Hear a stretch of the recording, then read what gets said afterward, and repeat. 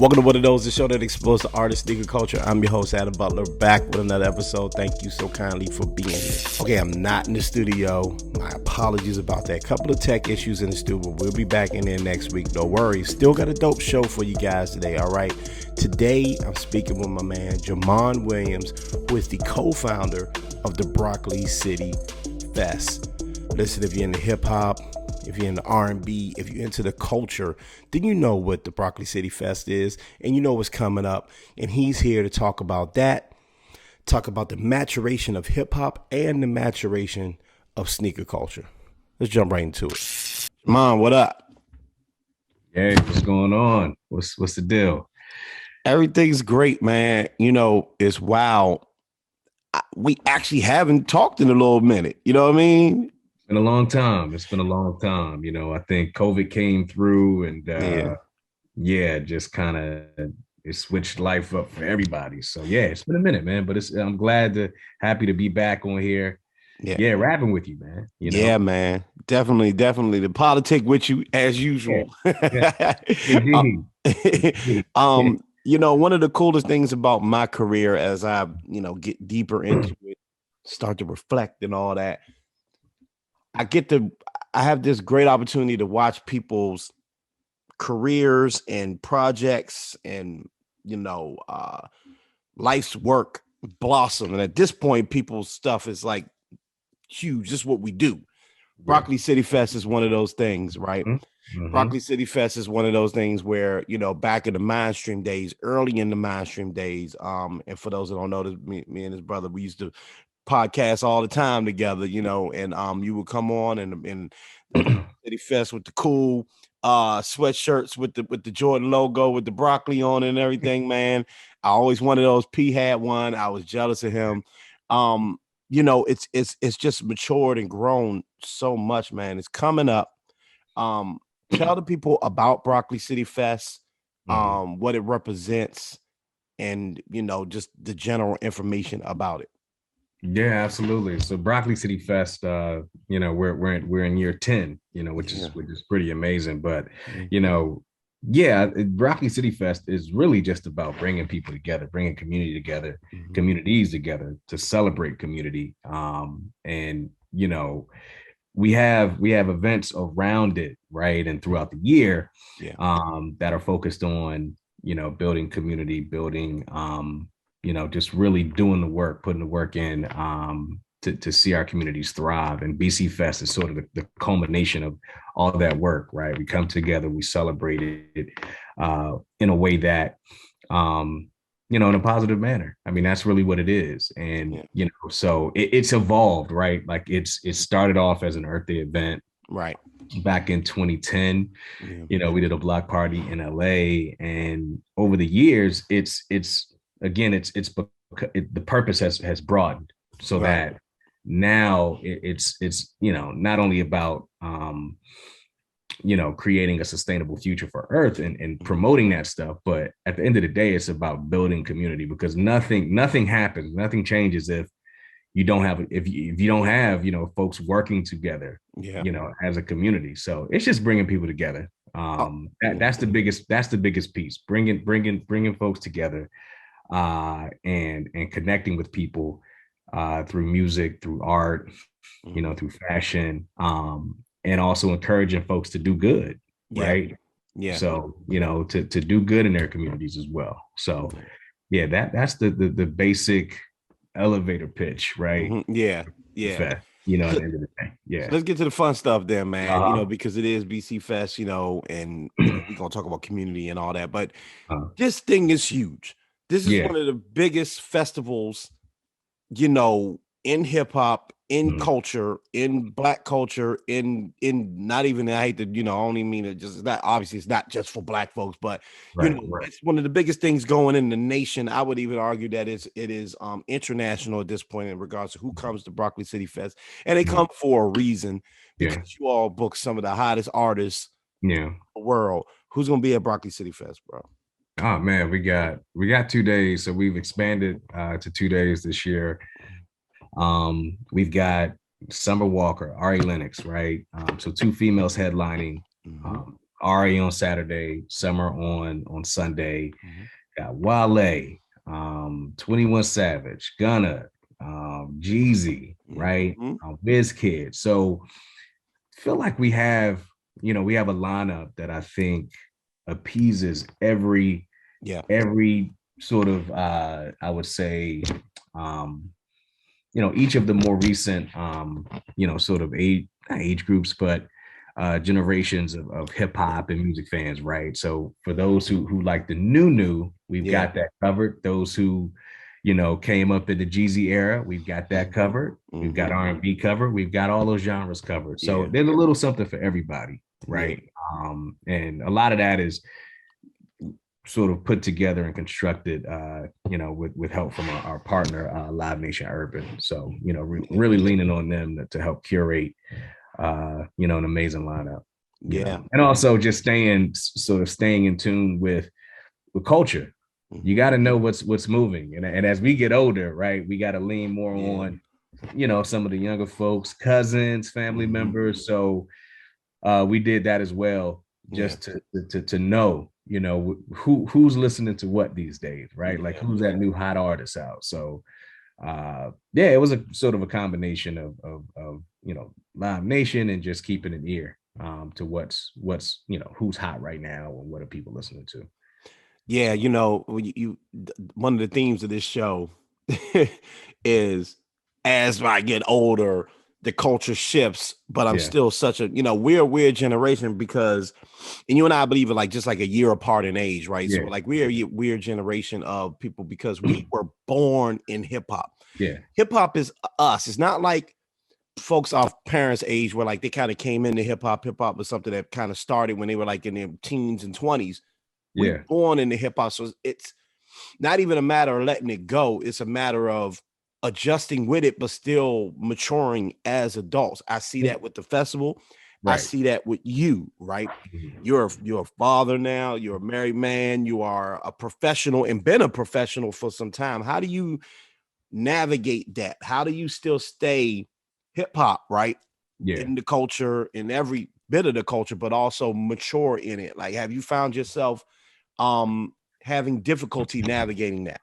Yeah, so in terms of I would say growing along with hip hop, um, for me, I believe in for being sort of staying forever young, right? Mm, In the heart and the mind, because what that does is it allows you to stay in tune with, um, it allows you to stay current.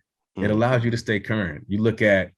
Um, you look at some of the biggest brands, right, just in the world, right? We can start with hip hop, but then we can work up to big brands in the world. And what they do is they stay young, they stay connected to the youth because mm, youth move everything. And so for me, while I am a old school hip hop fan, right? I'm a mm, Glory Days fan of the 90s. mm, I stay connected to what's current yeah, because I think the beauty in hip hop is it does allow us to be us, and it allows us to tap into our inner childhood, yeah, right? Whether it's having fun, whether it's recall hearing a dope song and being able to sort of recall uh how hearing a dope song growing up made you feel, right? And so yeah, for me it's just the shift. I don't think is necessarily me feeling like, oh, I can't listen to certain music mm, anymore, or I can't rock out like that. I think another thing about hip hop is it brings variety. So it just depends on the mood, right, in mm. that moment. But for me, it's staying connected. Um, yeah, I think as I grow, and I think yeah, I think for me, yes, I continue to stay tapped in with I guess less, I guess content wise, right? Like Mhm. for me, I'm more, yeah, I'm listening to lyrics a lot harder now, Yeah, right? yeah, I guess we can say that piece, but yeah, but overall, I remain a fan across the board. So yeah. yeah, I think from a change standpoint, you know, just I think wanting to hear more of the old school, but staying connected, you know, to some of these younger groups as well. Yeah, and then to the sneaker piece, right? That sneakers are a subculture of hip hop culture, and that's why I love them so much, right? But our style changes as we get Yeah, to this place in life. You know what I mean? And yeah, I was mentioning earlier that we are sneakerheads. We've been that for a while, but like the stuff we was rocking in 2010, Nike basketball, a lot of that, and things. And you may still, but like, yeah, where are you now? Especially you. I've always yeah. found you interesting, Jermon, because you're a professional. You're a Mm-hmm. guy who's always been in professional spaces, Mm-hmm. right? How have you navigated like being involved in sneaker culture, but also like maturing in that aspect as well? Yeah, yeah. I'm not buying as many sneakers, right? Mm, I'm not just buying sneakers to have them. right, I right. think when I was, 10, 15 years ago, Yeah. I would buy some sneakers and just put them in my closet and have dead stock for years, right? Mm-hmm, And mm-hmm. they would just sit. I wouldn't wear them. I would look Yeah. at them and sort of yeah, Just that was it. admire them. Yeah. I would just sit and admire them, but I wouldn't wear Yeah. them. And I think for Yeah. me now it's buying sneakers that I want that I'll rock, right? Mm-hmm. I think yeah, I still have, I would say, levels to it where, some sneakers I'll buy, for sort of for multiple uses, right? Mm-hmm. Sneakers that Mm-hmm. I can dress casually, sneakers that I can just rock with a t-shirt and some shorts. Mm-hmm. And then, I'm still, buying the nostalgic sneakers, the Yeah. sneakers that define our sort of youth, right? Yeah. Like I think for me, I'm still there Yeah. when it comes to sneakers. Like I find myself now really, if I do buy sneakers, I'll buy some of the newer models, Mm-hmm. right? Some of the I think the sneaker designs that represent that, I would say, that mesh the old and new. Mm-hmm. I'm a fan of those, but I think for me, what's near and dear to my heart are those relics, the Yeah. those drops the sneakers that came out in the 90s, right? Yeah. Less basketball, bulky shoes, right? You know, I think for me, something lighter, and again, sneakers that I can, that I think I can, wear multiple ways, Same here. I think that's one of the most interesting parts about it. I kind of cleared my closet out. I've been, moving a lot of stuff, old stuff. My wife is like, "Well, why you sound like I'm never gonna wear that shoe? Like it's just not something I'm gonna wear. I've had it forever. I've had it for years. At this point, I just have a museum of sneakers Yeah. just to say I have it. And like no one's coming up here. No one's gonna look at this museum of sneakers and all of this stuff. It's just not. Yeah. Yeah, Yeah. yeah. It's an interesting thing where you can still have love for something. And that's why I correlate the two. That's why I, Yeah. connect the two so much with hip hop and sneakers, because it's like it's the same, right? Like Yeah. I'm not checking for all of the music like I was, but there's still like I listened to that new Push Yeah. album because that's just something that connects to me, you know what I mean? And then, for some reason I love the last 21 Savage project, right? Like that's just, it doesn't make sense, but that's because hip hop is what it is. Before I begin to, wrap this thing up, man, I wanna get back to the festival, bro, because I think I want to ask you a basic question, really. Like, how cool does it feel to be connected and part of and one of the creators of something that has such a big cultural impact? Two-part question, let me say. Do you realize the cultural impact that BC Fest has, right? Are you, as someone who's in it, who's been there, and I know you're gonna be speaking for all the guys at this point, but like, do you realize the cultural impact that it has? And if so, how does that feel? Yeah, that's a great question. I think yes. I think it's clear now, right? And for me, being on the press side, Yeah. working with media, pitching media on different stories about BC Fest, reviewing, right, applications, from people trying to cover BC Fest and getting emails about it, right, from people all over the country and the world. Yeah. It's certainly hit me that we've created something bigger than who we are. And what I mean by that is, you know, I think at this point, a lot of people may not know us, the founders, but they know BC. They know Broccoli City. They know Broccoli City Fest. And this is something I used to say to my partners back when we were doing T-shirts. You know, we would all say, right, that we want to create a brand like that outpaces you, that outlives you, right? And you've gotten to that point when people know the brand but don't necessarily know its creators. That's when you know you've created something that'll last, and that'll stand the test of time. Like when we're gone and you know, we move on, you know, from you know, let's say 50 years from now, we still want Broccoli City Fest to be around. We want people running it, even if they don't know us. Right? You think about some of the most iconic brands out here, and I guarantee you could name 5, and people may be able to state, I would say 4 out of 5. No, I would say 1 out of the 5 creators, right, of those iconic brands. Yeah. But that's the place you want to arrive at. Right. So it's pretty it's humbling. It's humbling. Yeah. Like sometimes I'll sit on the other side of an email and I'm communicating with someone who doesn't know who I am. But that's the way you want it. You don't want people. You want to create something that, again, is bigger than you. Yeah. Yeah. So yeah, I think we're just humbled by it. When we started it, we didn't know what it could become. We just knew we wanted to use music and art on a bigger platform to connect more people. We wanted to make a bigger splash, and that's why we decided to do Broccoli City Fest. Because I think you remember we were doing small events from coast to coast. Yeah, I remember, for the longest time, and I mean they were impactful, but we knew to take that next step and to make a sort of a global impact. Yeah. And Global Citizen was something that inspired us to do it.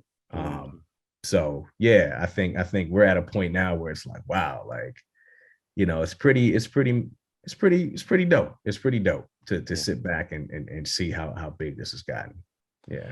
Well, bro, I'm extremely proud. I'm extremely proud of you, man. Proud of the fellas as well, but proud of you, bro. I've known you for a long time, man. You've always been a cool dude. You always have been associated with cool products, cool grown products too, man. I know you're gonna have so much more to talk about. So you have an invite to this show whenever you have anything going on, man. Yeah. Just want to rap about our latest pickups, bro. Holla at me.